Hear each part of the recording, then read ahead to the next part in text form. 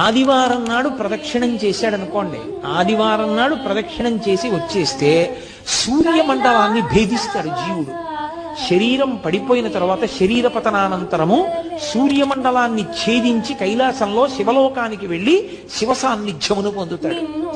ఒక సోమవారం నాడు ప్రదక్షిణం చేశాడనుకోండి, జరామృత్యువులను దాటతాడు.